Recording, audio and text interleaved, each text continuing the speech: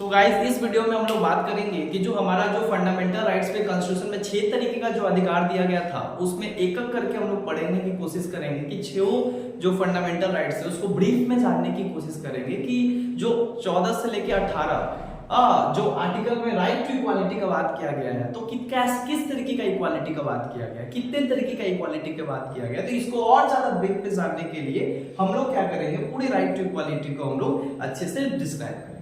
तो सबसे पहला आता है राइट टू इक्वालिटी। तो राइट टू इक्वालिटी जो है ये क्या लाने की कोशिश करता है, हमारे देश के संविधान के जो फ्रेमर्स थे वो चाहते थे कि जो देश में है बहुत पुअर है, बहुत ज्यादा रिच है, बहुत मिडिल क्लास है, बहुत क्लास है, बहुत वर्ग है, जाति है, मजहब है, धर्म है, इतने सारे जो डाइवर्सिटी है उसके बावजूद भी समाज में समानता कैसे है। तो इसके लिए उन्होंने सबसे पहला जो राइट्स दिया सभी व्यक्ति को, उसको कहते हैं right to equality. That means हमारा देश जो होगा सभी को समानता का अधिकार देगा, कोई भी व्यक्ति को किसी भी आधार पे हम लोग डिस्क्रिमिनेट नहीं करेंगे, राइट, हम लोग भेदभाव नहीं करेंगे, सब कोई को एक जैसे ट्रीटमेंट देंगे, राइट। अलग अलग बैकवर्ड, अलग अलग क्लास और क्लास रिलीजन आने के बावजूद भी हमारे समाज में और संविधान के नजर में सभी को एक जैसा अधिकार दिया जाएगा, समान ट्रीटमेंट किया जाएगा, इसके लिए राइट टू इक्वालिटी लाया गया, राइट। तो राइट टू इक्वालिटी में सबसे पहला जो बात किया गया इक्वालिटी का, वो कौन सा इक्वालिटी का बात किया गया, सबसे पहला बात किया गया equality before law. Equality before law, equality before law, ये इक्वालिटी बिफोर लॉ और इक्वल प्रोटेक्शन ऑफ लॉ दो इस एक्ट में क्या किया गया, बात किया गया। That means article 14 describe about the equality before law and equal protection of law. अब दोनों में क्या डिफरेंस होता है, इक्वालिटी बिफोर लॉ किसको कहते हैं, इक्वालिटी बिफोर लॉ का मतलब होता है कानून के समान, कानून के प्रति समानता, equality before the law, right, equality before the law. तो यहां पे जो है इक्वालिटी बिफोर लॉ किसको कहते हैं, इक्वालिटी बिफोर लॉ कहने का मतलब होता है all are equal in the eyes of law. कानून के नजर में सब कोई बराबर है, देश के कानून के नजर में सब कोई बराबर है, क्या बड़ा क्या छोटा, क्या रिच क्या गरीब, क्या अमीर, क्या मुकेश अंबानी, क्या प्रधानमंत्री, क्या और पॉलिटिकल पोस्ट और एक कॉमन इंसान। कानून के नजर में एक देश का प्रधानमंत्री और एक कॉमन इंसान दोनों का समान स्टेटस है, दोनों का इक्वल रिस्पेक्ट है, दोनों को ही कानून को क्या करना पड़ेगा, मानना पड़ेगा। तो इक्वालिटी बिफोर लॉ कहने का मतलब होता है basically the idea of equality before law was derived from the British constitution. Britain के संविधान से लिया गया था जिसका नाम था A V Dicey. A V Dicey was a famous jurist of Britain. Britain के एक बहुत फेमस जुरिस्ट थे जिनका एक थ्योरी था, वहां से ही सबसे पहले इक्वालिटी बिफोर लॉ का कॉन्सेप्ट लिया गया। तो इसको कहां से लिया गया, तो बहुत बार क्वेश्चन आता है। तो ये ब्रिटिश कॉन्स्टिट्यूशन, ये ब्रिटिश कॉन्स्टिट्यूशन का पार्ट है, किसके द्वारा दिया गया था प्रिंसिपल, एवी डाइसी, एवी डाइसी। सो एवी डाइसी ब्रिटिश जुरिस्ट थे जो सबसे पहले इक्वालिटी बिफोर लॉ का कॉन्सेप्ट दिए थे कि हर एक जो है इस इक्वालिटी बिफोर के अनुसार अगर देखा जाए तो हमारे देश में देश के प्रधानमंत्री तथा देश का एक कॉमन इंसान अगर कोई भी क्राइम करता है तो दोनों को समान क्या दिया जाता है, दोनों को समान सजा मिलती है। ऐसा नहीं है कि मुकेश अंबानी का अगर बेटा गलत काम करता है तो उसको क्या किया जाएगा, कम सजा दिया जाएगा, और अगर कोई आम इंसान गलत करता है, आम इंसान का बेटा अगर गलत करता है काम तो उसको ज्यादा पनिशमेंट दिया जाएगा, उसको फांसी की सजा दे दिया जाएगा। एक जैसा सजा का, एक जैसा सजा का एक ही तरीके का प्रावधान है संविधान में, और सबके लिए एक है। क्या मुकेश अंबानी और क्या अलग व्यक्ति, सभी कोई हमारे देश में कानून के नजर में बराबर है। इसीलिए क्या होता है कि हमारे देश में अगर देखा जाए तो कानून जो है उसका आंख के ऊपर काला पट्टी लगाया जाता है। तो लोगों का कहना था अरे हम लोग का कानून तो अंधा है, वो तो देखता ही नहीं है, कैसे न्याय देगा हम लोग को। तो इसीलिए उसको अंधा बनाया गया है ताकि जो है वो सामने नहीं देख रहा है कि वो देश का प्रधानमंत्री खड़ा हुआ है, कि आम इंसान खड़ा हुआ है, कि स्वीपर का लड़का खड़ा हुआ है। वो ये देख रहा है कि कानून के अगर नजर में क्या है कि कोई भी गलत है और वो प्रूफ नहीं कर पाया तो उसको फांसी की सजा दिया जाएगा, उसको जो कानून में प्रावधान होगा उसके तहत देश के प्रधानमंत्री को भी सजा दिया जाएगा। इसको कहा जाता है इक्वालिटी बिफोर लॉ, कानून के नजर में सब कोई बराबर है। No one above the law, कोई कानून के ऊपर नहीं है। देश का प्रधानमंत्री बन गए तो क्या कानून के ऊपर है? नहीं, आपको भी कानून के अनुसार चलना पड़ेगा, आपको भी कानून के समान, कानून का समानांतर आपको चलना पड़ेगा। तो यहां पे समझ में इक्वालिटी बिफोर लॉ। अब जो बात आता है equal protection law, equal protection of law. Equal protection of law basically ये जो है ये अमेरिकन कॉन्स्टिट्यूशन से लिया गया है, अमेरिकन कॉन्स्टिट्यूशन से लिया गया। ये हम इसको कहते हैं हम लोग आर्टिकल 14B। ये दो पार्ट में है, एक पार्ट कहते हैं इक्वालिटी बिफोर लॉ, राइट, जो समानता की बात करता है, इक्वल प्रोटेक्शन ऑफ लॉ जो क्या करता है समान सुरक्षा, कानून के प्रति समान सुरक्षा का बात करता है। इसमें डिफरेंस क्या है दोनों?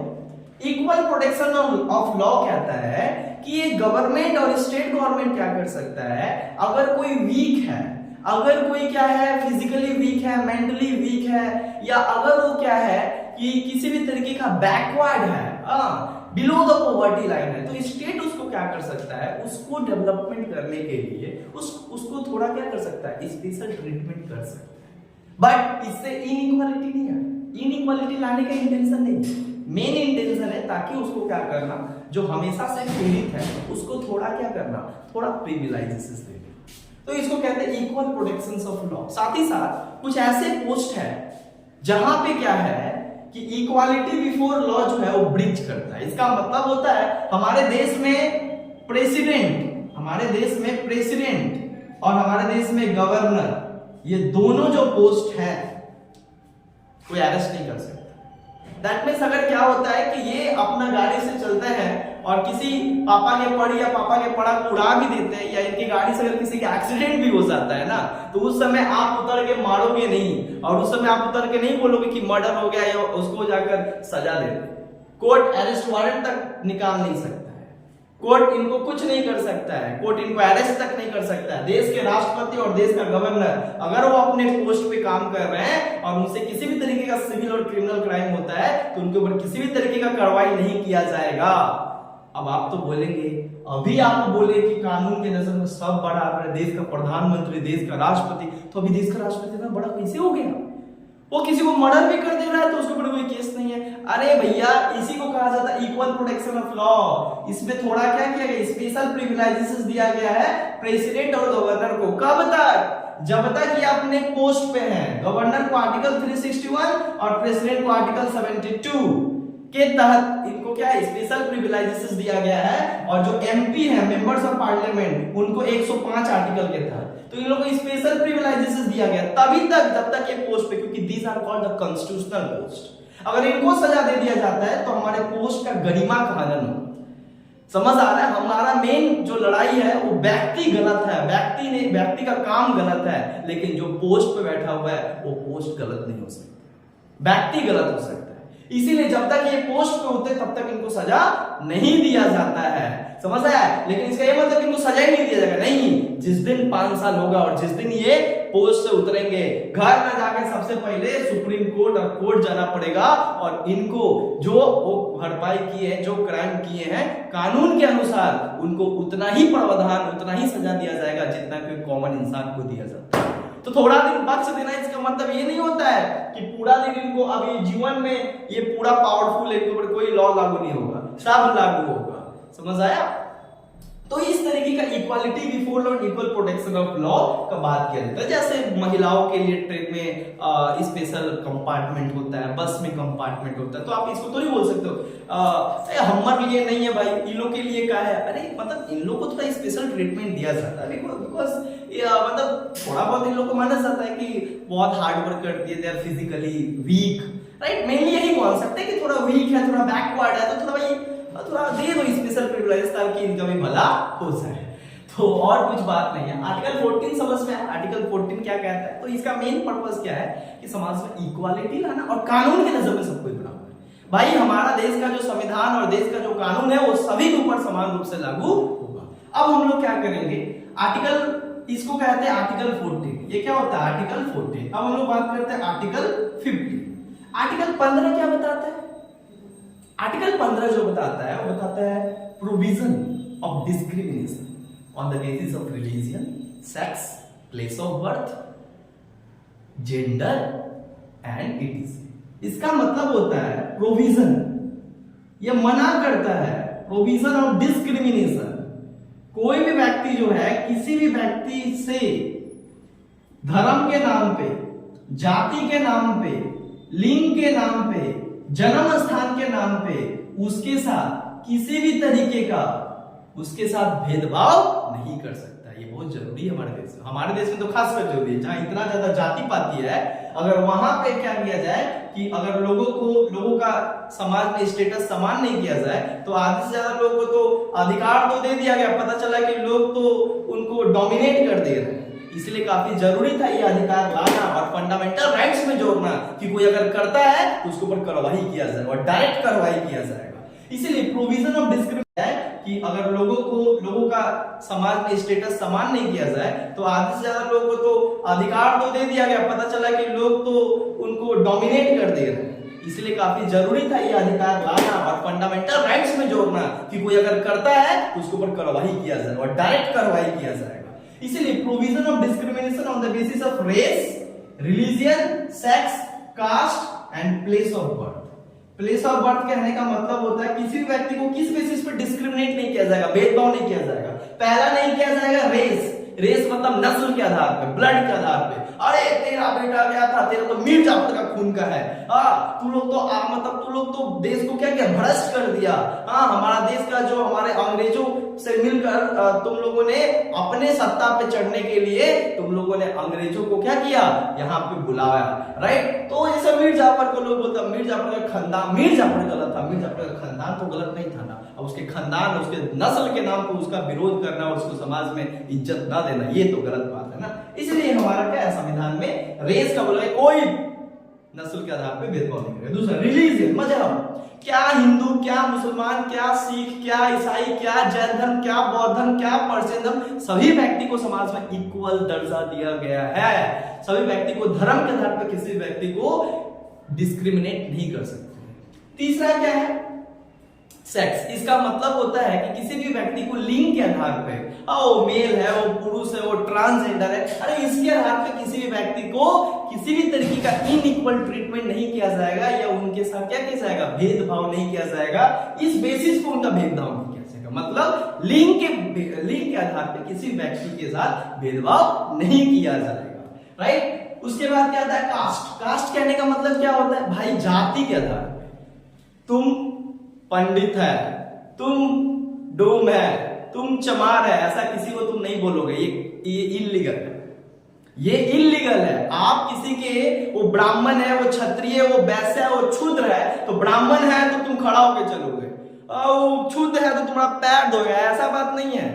ये वो टाइम था, गया वो टाइम। भारत का संविधान है, भारत का संविधान हर एक नागरिक को एक तरीके से जीने का अधिकार देता है, एक तरीके का अधिकार देता है। आप उसको जाति के आधार पे आप उसको डिस्क्रिमिनेट नहीं कर सकते हो। समझ आया। Place of birth, place of birth, अरे तू तो लाल गाड़ी से आया था, तो बिहार से आया है, यहाँ पे बंगाल में नहीं रहना होगा तुमको, ऐसा कोई तुमको नहीं बोल सकता है। On the basis of place of birth आपसे कोई भेदभाव नहीं कर सकता, आपको कोई भगा नहीं सकता, आपको कोई काम बोलेगा अरे तुमको काम नहीं देंगे, तुम बंगाली थोड़ी हो, ऐसा थोड़ी है। कोई भी व्यक्ति जन्म के आधार पे आप भेदभाव नहीं कर सकते। बट अब मेन चीज आता है क्या कि यहाँ पे सिंपल सा बोल रहा है कि डिस्क्रिमिनेशन नहीं किया जाएगा ऑन ओनली दैट ग्राउंड, इस ग्राउंड के बेसिस पे।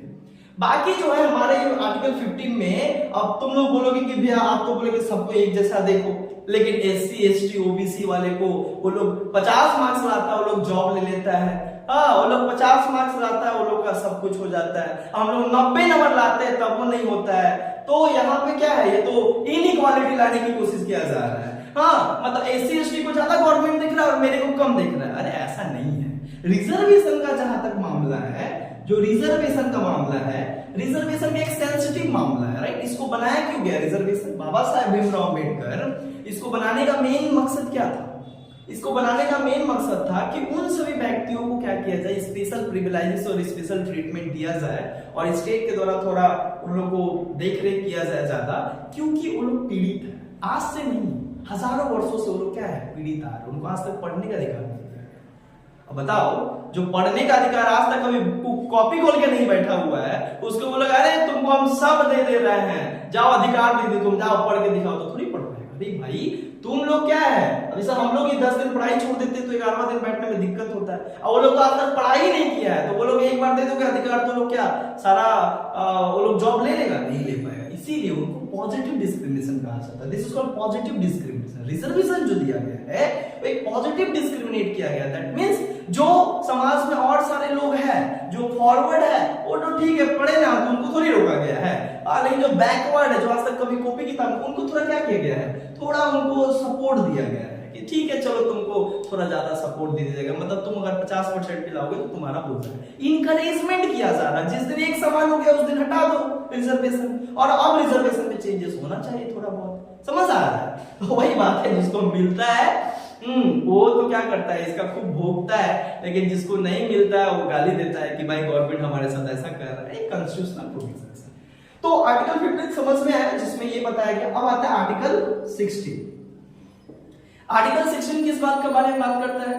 आर्टिकल 16 जो बताता है वो बताता है किस चीज के बारे में, वो बताता है इक्वल अपॉर्चुनिटी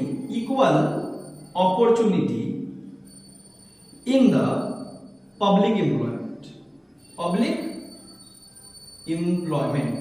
इसका मतलब होता है हर एक व्यक्ति को इक्वल एम्प्लॉयमेंट दिया जाएगा, equal opportunity in the matters of public employment. समाज में जितने भी व्यक्ति हो, चाहे किसी भी धर्म के हो, किसी भी जाति को हो, किसी भी रेस का हो, कहीं भी पैदा हुए हो, उनको भाई अपॉर्चुनिटी, इक्वल अपॉर्चुनिटी, समान अवसर दिया जाएगा जॉब लेने में, समान अवसर दिया जाएगा सरकारी नौकरी लेने में। हर कोई सरकारी नौकरी कर सकता है।